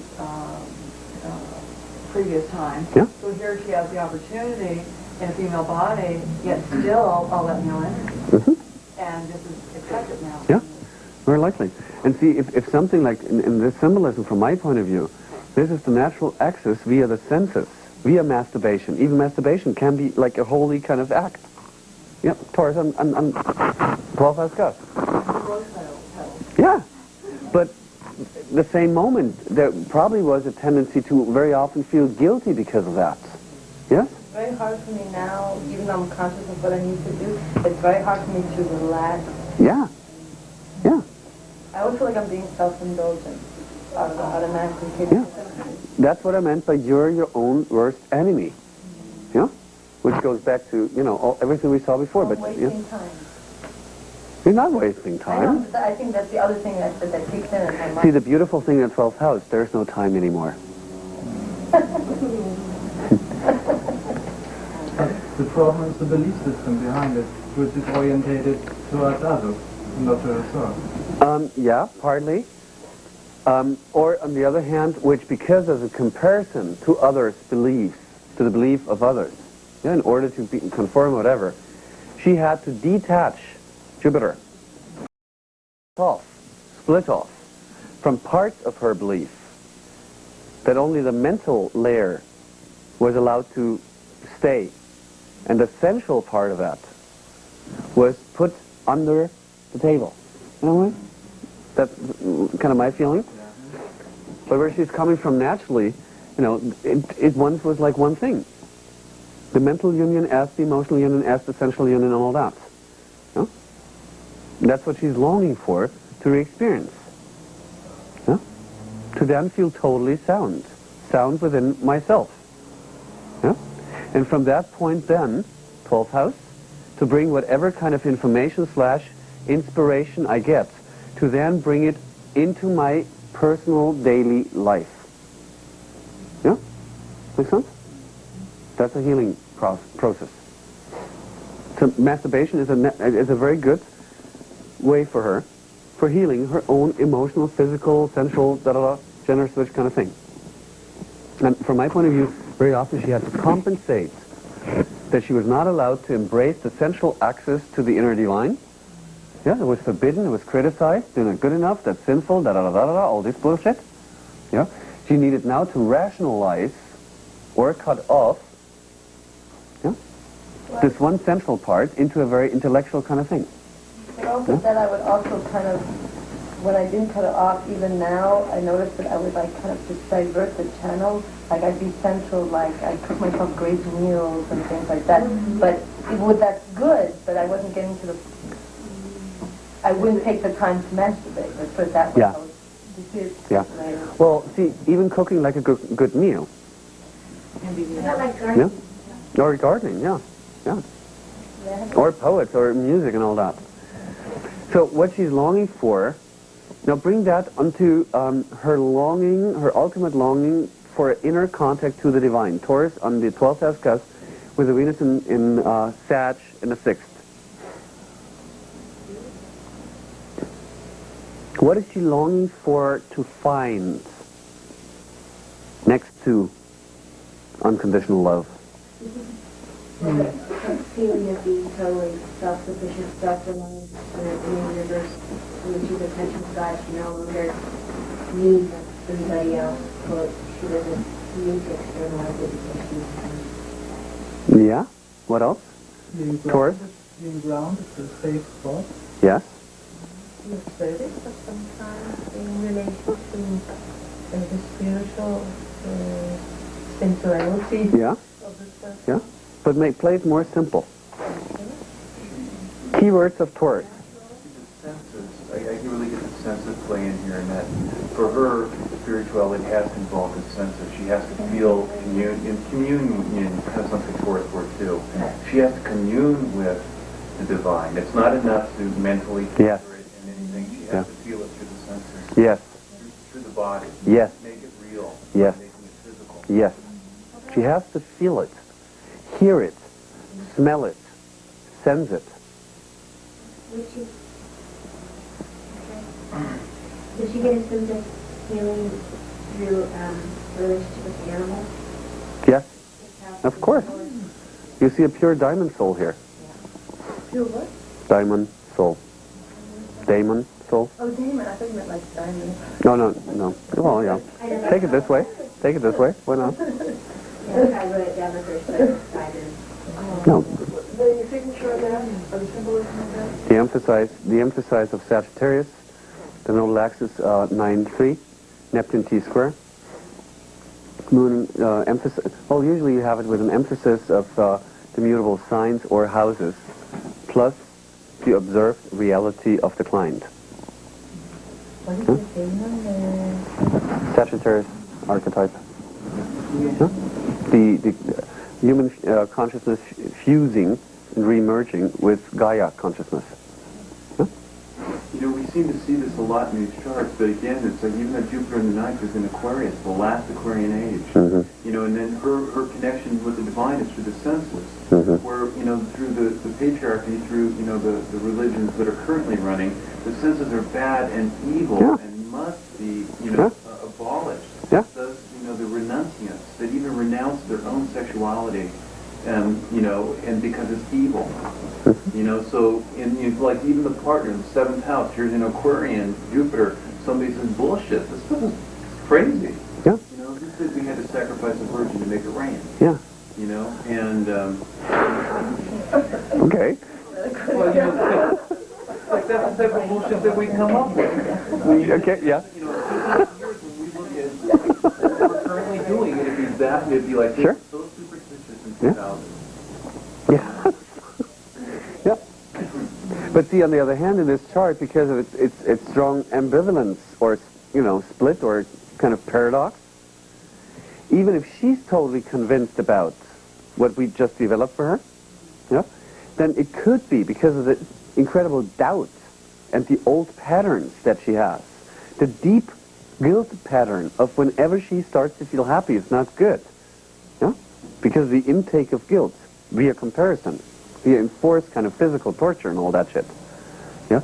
Then she would start to attract a partner who's the mirror now for her own doubts. You know, she starts to be happy and sound, and the partner goes like, na na na na na na na na na. Yeah? But back to our happy 12th house.